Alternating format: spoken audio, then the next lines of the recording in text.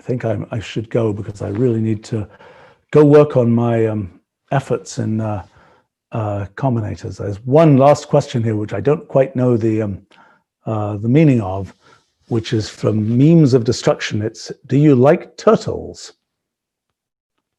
That has me a bit floored.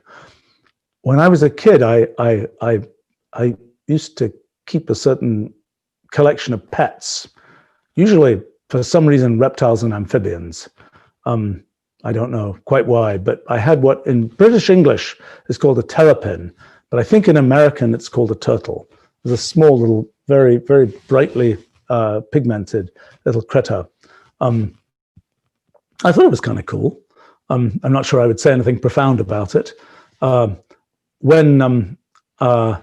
say two other things about turtles by way of sort of free association. There's a kind of a funny saying when people are talking about fundamental theories of physics.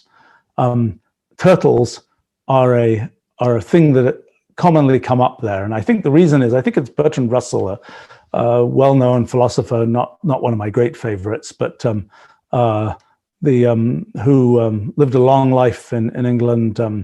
Must have died in the 1970s, I think. He was apparently, I think it was him, was apparently giving a talk somewhere, and a woman asks him, is talking about something about physics and fundamental theory of physics. I hope I have the right person. I hope it was Bertrand Russell, not Arthur Eddington, that tells the story, but I think it was Bertrand Russell. The woman apparently says to him, look, I don't know what your theory of physics is all about, but what's really going on in the universe is the world exists on the top of a giant turtle. And that's the way the world is constructed. There's a giant turtle there, and the Earth is somehow on the back of the giant turtle, and things like that. And it's like, and then the person giving the talk, Bertrand Russell, whoever it was, says to this woman, well, what's that turtle standing on top of? And she said, well, it's another turtle. And it says, well, what's that one standing on top of? And apparently this woman said, look, you just don't understand. It's turtles all the way down. And so that phrase, turtles all the way down, has become a little bit of a joke phrase to describe, theories of physics and, it's hypergraphs all the way down or whatever else. So that's kind of a turtle, an abuse of turtles. Okay,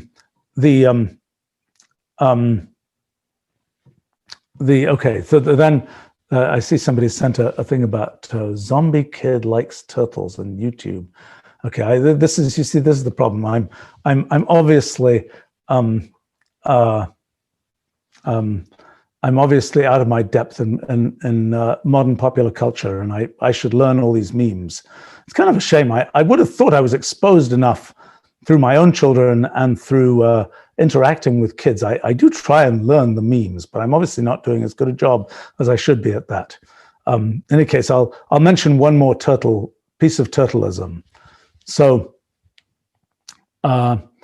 there's a very early computer language that was intended for kids named Logo. It's kind of modern version of it is this thing called Scratch.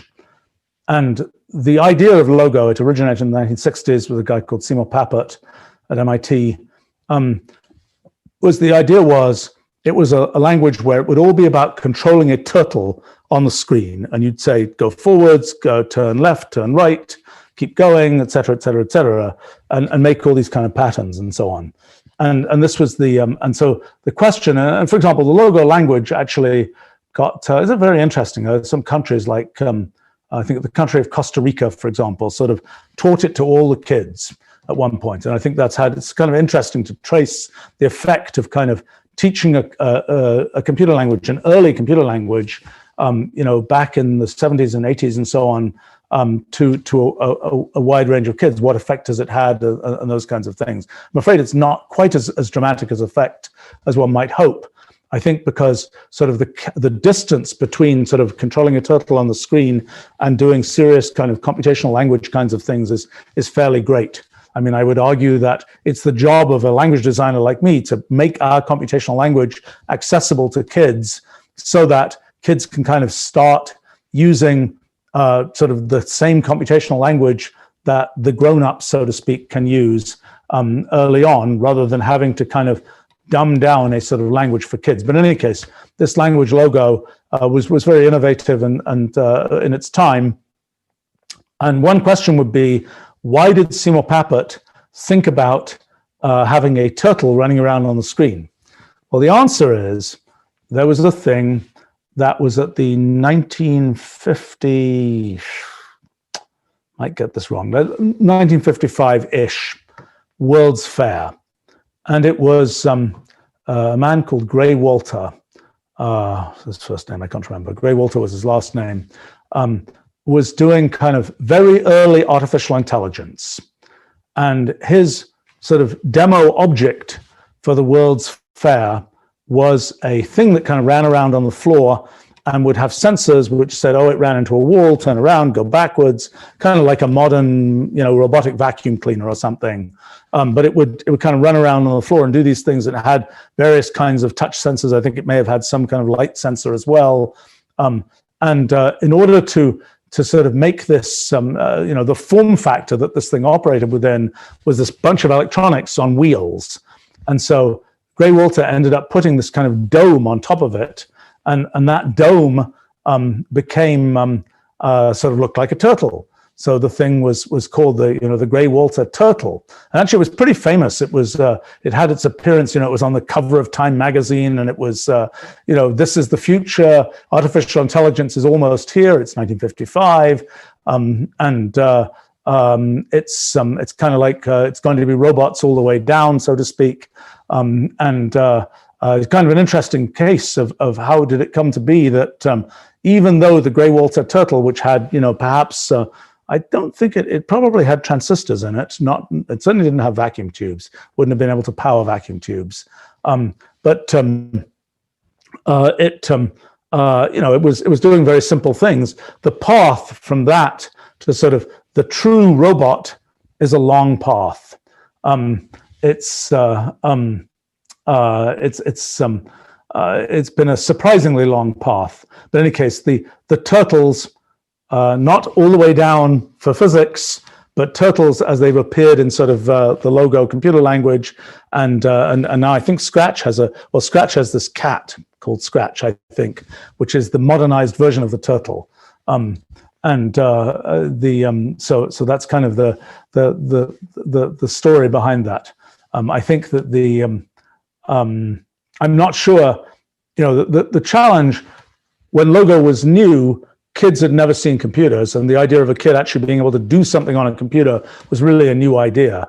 At this point, with computer games the way they are, seeing this turtle move around on the screen is hardly dramatic and exciting. It's just something that's changed over time. All right, I still don't know what Zombie Kid Likes Turtles is about. I need a summary of that, or I'll have to actually go watch this YouTube video.